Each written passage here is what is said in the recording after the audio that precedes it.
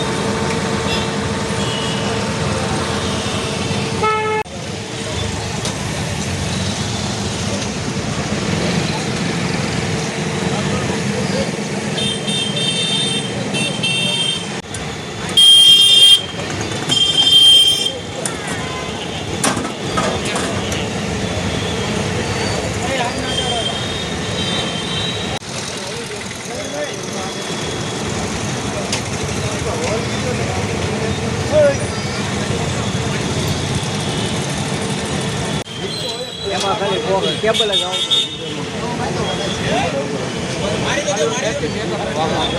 खाली एम बीजू कई नहीं ए भाई थोड़ी बार में तने फोन करो